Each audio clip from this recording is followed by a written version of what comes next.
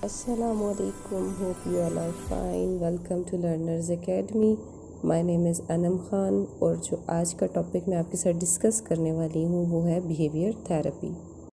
Behaviour therapy को discuss करने से पहले मैं आपको ये बताना चाहूँगी कि एक अच्छा क्लिनिकल साइकोलॉजिस्ट जो होता है उसमें 10 क्वालिटीज़ का होना बहुत ज़रूरी है।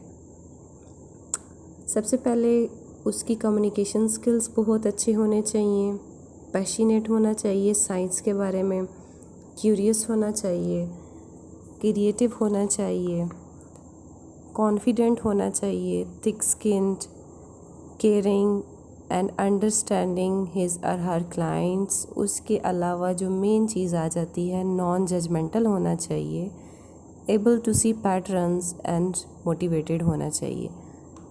अब हम बात करते हैं अपने टॉपिक की जो है बिहेवियर थेरेपी।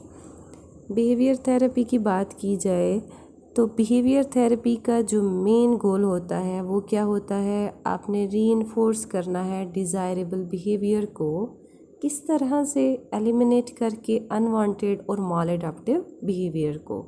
हम इसके बैकग्राउंड की बात करते हैं। बहुत सारे आइडियाज़ दिए थे बिहेवियर को मॉडिफाई करने के लिए एडवर्ड थॉर्नडाइक ने। उसके अलावा इस पे काम जॉर्ज वुल्फ ने भी बहुत किया, हैंस आइजैक ने भी किया। लेकिन अगर आपसे कोई क्वेश्चन करता है कि बिहेवियर थेरेपी किसने दी, कौन है इसका फाउंडर, तो आपका आंसर क्या होना चाहिए, B.F. स्किनर बिहेवियर थेरेपी के फाउंडर हैं। अब हम अगर बात करें बिहेवियर थेरेपी की रूट्स की, प्रिंसिपल्स की, तो बिहेवियर थेरेपी के प्रिंसिपल्स बेस करते हैं बिहेवियरिज्म पे। इसके अलावा अगर देखा जाए तो ये टेक्निक्स जो इसमें यूज़ होती हैं ट्रीटमेंट के लिए वो बेस करती हैं क्लासिकल और अपरेंट कंडीशनिंग पे। जिस तरह से देखा जाए ओल्ड लर्निंग क्या करती है, डेवलप करती है प्रॉब्लम को, तो हम जब नई चीज़ लर्न करेंगे तो उससे हम क्या करेंगे, फिक्स कर देंगे उस प्रॉब्लम को। हम बात करते हैं 3 मेजर एरियाज़ की जो कि बेस करते हैं स्ट्रेटजीज़ पे बिहेवियर थेरेपी की। पहला है कॉग्निटिव बिहेवियर थेरेपी। इसमें क्या है, बिहेवियरल टेक्निक्स को अप्लाई करके कॉग्निशंस को चेंज करना है, मींस कि जो चीज़ प्रॉब्लम काज करी है उसको ठीक करना है। फिर सेकंड पे आ जाता है अप्लाइड बिहेवियर एनालिसिस। इसमें ऑपरेंट कंडीशनिंग को यूज़ करके शेप और मॉडिफाई किया जाता है प्रॉब्लमेटिक बिहेवियर। तीसरा एरिया आ जाता है social learning theory. Social learning theory में ये होता है कि हम ऑब्जर्वेशंस के ज़रिए लर्न करते हैं। लाइक किसी भी बंदे को रिवार्ड मिल रहा है या पनिशमेंट मिल रही है तो उसके एक्शन से हम जब बिहेवियर को मॉडिफाई करते हैं, चेंज करते हैं, तो वो क्या होगा, सोशल लर्निंग थ्योरी में आ जाएगा। अब हम बात करते हैं 2 जो मेन पॉइंट्स हैं, क्लासिकल कंडीशनिंग और अपरेंट कंडीशनिंग, जिस पे ये सारी थेरेपी बेस करती है। पहले बात की जाए क्लासिकल कंडीशनिंग की। क्लासिकल कंडीशनिंग में क्या होता है, एसोसिएशन बना देते हैं स्टिमुलाई के दरमियान। जो प्रीवियसली न्यूट्रल स्टिमुलाई होता है उसको पेयर्ड किया जाता है उस स्टिमुलाई के साथ जो कि नेचुरली या ऑटोमेटिकली एवोक कर सकता है रिस्पॉन्स को। इसके ज़रिए क्या होगा, जब रिपीटेडली पेयरिंग होती रहेगी तो फिर एक एसोसिएशन बन जाएगी प्रीवियसली न्यूट्रल स्टिमुलाई की, और फिर वो क्या होगा, एवोक कर सकेगा रिस्पॉन्स को अपने थ्रू। फिर बात करते हैं ऑपरेंट कंडीशनिंग की। ऑपरेंट कंडीशनिंग में ये है कि ये फोकस करती है रीइंफोर्समेंट और पनिशमेंट पे। आया कि आपने बिहेवियर को इंक्रीज़ करना है या उसकी फ्रीक्वेंसी को डिक्रीज़ करना है, तो ये दोनों चीज़ें हम यूज़ करके बिहेवियर को इंक्रीज़ या डिक्रीज़ कर सकते हैं। मीन्स के अच्छा भी बना सकते हैं और बुरे को ख़त्म भी कर सकते हैं। अब हम बात करते हैं behaviour therapy based on classical conditioning. Classical conditioning की जो टेक्निक्स हैं उनकी बात करते हैं। जिस तरह से फर्स्ट पे हमारे पास आ जाती है फ्लडिंग। फ्लडिंग में क्या होता है, इंटेंसली और रैपिडली जो है बंदे का एक्सपोजर कराया जाता है फियर काजिंग चीज़ के साथ, और इसमें ये जो फ्लडिंग है ये यूज़ होती है फोबियाज़ को ट्रीट करने के लिए, एंजाइटी को, स्ट्रेस रिलेटेड डिसऑर्डर्स को। इसमें डायरेक्ट एक्सपोजर कराएंगे आप बंदे को उस चीज़ के साथ जिसकी वजह से वो खौफज़दा हो रहा है। फॉर एग्ज़ाम्पल इसमें हम एक अच्छी सी एग्ज़ाम्पल लेते हैं डॉग की।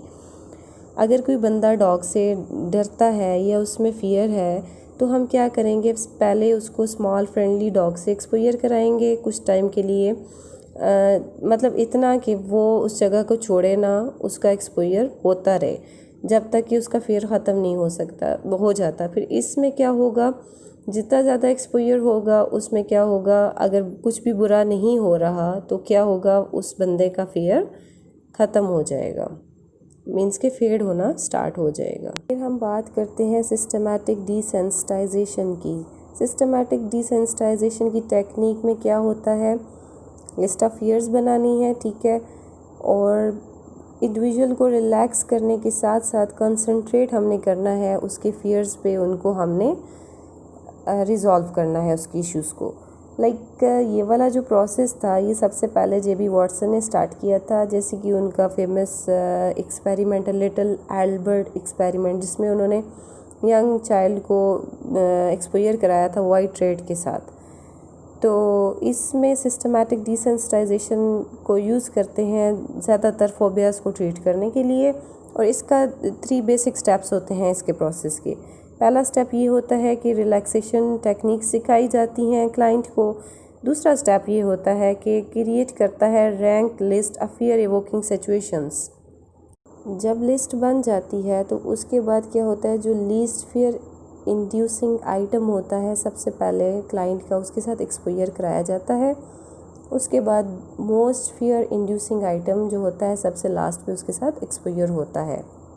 और ये सारा काम जो होता है थेरेपिस्ट की मौजूदगी में होता है, रिलैक्स स्टेट को मेंटेन करते हुए। एक बंदा है, एग्जांपल इसकी हम लेते हैं, उसको अंधेरे वाली जगह से डर लगता है, तो सबसे पहले हम क्या करेंगे, उसको इमेजेस दिखाएंगे डार्क रूम की। अगर इमेज दिखा रहे हैं हम और उसको कोई भी स्वेटिंग नहीं हो रही, उसमें एंजाइटी नहीं हो रही, तो क्या करेंगे हम, फिर उसका एक्सपोजर कराएंगे, डार्क रूम में उसको लेके जाएंगे। इससे क्या होगा, उसका जो है फोबिक रिस्पॉन्स या तो रिड्यूस होगा या तो फिर एलिमिनेट होना शुरू हो जाएगा। अच्छा जी, फिर हम बात करते हैं एवर्जन थेरेपी की। एवर्जन थेरेपी में क्या होता है, अनडिज़ायरेबल बिहेवियर को हम ख़त्म किस तरह से करते हैं, अवर्सिव स्टिमुलाई के साथ उसको पेयर्ड करके, मींस कि हमने क्या करना है, अनवांटेड बिहेवियर को रिड्यूस करना है। लाइक इसकी एग्जांपल हम ले लेते हैं, एक बंदा जो है बहुत ज़्यादा अल्कोहल लेता है, तो उसको क्या, किस तरह से हम उसकी आदत को ख़त्म करेंगे, हम एक ड्रग यूज़ करेंगे जिसको डाइसल्फोरियम कहते हैं, वो हमने क्या करना है, उसके अल्कोहल में डाल देना, ठीक है। उससे क्या होगा, उसको हेडेक काज होगा, नोज़िया, एंजाइटी, वॉमिटिंग होगी, जिसकी वजह से क्या होगा, एक्सट्रीमली इल वो बंदा फील करेगा, और उसकी वजह से वो क्या करेगा, अब अल्कोहल लेने की हैबिट को रिड्यूस करते करते ख़त्म कर देगा। अब हम बात करते हैं behaviour therapy based on operant conditioning. Operant conditioning में आ जाता है टोकन इकोनॉमीज़। इसमें क्या होता है, इस टेक्निक में रिवार्ड दिया जाता है ना, लाइक बच्चे को टोकन दिया जाएगा, टोकन जब वो लेगा तो उसको वो एक्सचेंज कर सकेगा अपने डिज़ायरेबल आइटम्स के साथ। ये जो टेक्निक होती है ये टीचर्स भी यूज़ करते हैं, पेरेंट्स भी यूज़ करते हैं। इससे क्या होता है कि रीइंफोर्स कर सकते हैं गुड बिहेवियर को। लाइक एक बच्चा जो है टोकन जब लेगा प्रेफर्ड बिहेवियर पे, तो जब वो गलत काम करेगा तो ऑब्वियसली उससे वो टोकन ले लिया जाएगा, क्योंकि रिवार्ड और पनिशमेंट की बात हो रही है। और इसमें ये होगा कि वो जो टोकन उसको मिलेगा उसके ज़रिए वो क्या कर सकता है, कैंडीज़, टॉयज़ ले सकता है, एक्स्ट्रा टाइम प्लेइंग के लिए ले सकता है, या फेवरेट टॉय। मींस कि आपने जस्ट उसके बिहेवियर को रीइंफोर्स करना है, अच्छा करना है, तो उसके के लिए हम क्या करते हैं, टोकन इकोनॉमी की टेक्निक यूज़ करते हैं। फिर आ जाती है कॉन्टिजेंसी मैनेजमेंट। कॉन्टिजेंसी मैनेजमेंट में क्या होता है कि रिटन कॉन्ट्रैक्ट होता है क्लाइंट और थेरेपिस्ट के दरमियान। वो अपने गोल्स को आउटलाइन करते हैं, मींस के क्या गोल्स होंगे, रीइंफोर्समेंट क्या होगी, पनिशमेंट क्या होगी, रिवार्ड क्या होगा, और उन दोनों ने मिल के काम करना होता है। जहाँ पे अच्छा काम होगा वहाँ पे रिवार्ड मिलेगा, जहाँ पे बुरा काम है या कोई भी चीज़ फॉलो नहीं की तो उसमें क्या होगा, उनको पनिशमेंट भी किया जाएगा। कॉन्टिजेंसी कॉन्ट्रैक्ट जो होता है बहुत ज़्यादा इफ़ेक्टिव होता है बिहेवियर चेंजेस के लिए, और इसमें ये होता है कि दोनों parties banking down on their promises नहीं कर सकते, प्रिवेंट नहीं कर सकते। मींस के वो दोनों आपस में जब उनका एक मुआहदा हुआ है ना, तो दोनों बैक नहीं जा सकते जब तक कि वो इन चीज़ों को फुलफ़िल ना कर लें। फिर हम बात करते हैं मॉडलिंग की। मॉडलिंग में क्या है, सिंपली आप ये याद रखो, learn new skills by others means के ये जो मॉडलिंग की टेक्निक है बेस करती है एल्बर्ट बंडोरा के सोशल लर्निंग थ्योरी पे।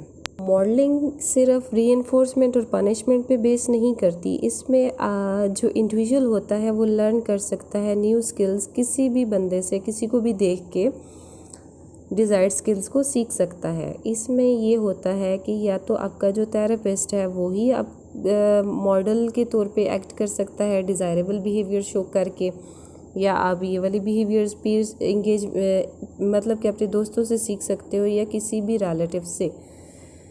फिर हम बात करते हैं एक्सटिंक्शन की। ये टेक्निक क्या करती है, इसमें स्टॉप कर देते हैं रीइंफोर्स करना in order to eliminate the response means के इसका जो परफेक्ट एग्जांपल हम लें ना एक्सटिंक्शन प्रोसेस की, टाइम आउट्स आता है। इसको आप एग्जांपल के ज़रिए समझ सकते हैं कि एक बच्चा है, जब वो सारे बच्चों के साथ खेल रहा है, बहुत ज़्यादा शोर करता है, बच्चों को मारता है, तो आपने क्या करना है, उसकी रीइंफोर्स को स्टॉप कर देना है। मीन उस बच्चे को कुछ टाइम के लिए सारे बच्चों से अलग कर देना है।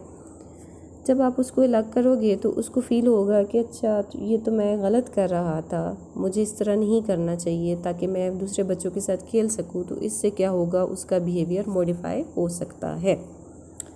फिर हम बात करते हैं how well this behaviour therapy work. Behaviour therapy कितना अच्छे से काम कर सकती है। तो सबसे पहली बात कि बिहेवियर थेरेपी हम phobias, panic disorder, obsessive compulsive disorders के लिए यूज़ करते हैं। अगर हम बात करें सीवियर साइकेट्रिक डिसऑर्डर्स की लाइक डिप्रेशन एंड स्किज़ोफ्रेनिया, तो ये अकेली इन डिसऑर्डर्स के साथ डील नहीं कर सकती है। बिहेवियर थेरेपी इफ़ेक्टिव हो सकती है किसी भी क्लाइंट को मैनेज कराने के लिए, कोप आउट कराने के लिए लाइफ स्किल्स के साथ, ये कोई भी उसका इशू चल रहा है। But it should be used in conjunction with other medical and therapeutic treatments recommended by a medical doctor, psychologist or a psychiatrist. तब जाके हमें बेस्ट रिजल्ट्स मिल सकते हैं। Thank you so much.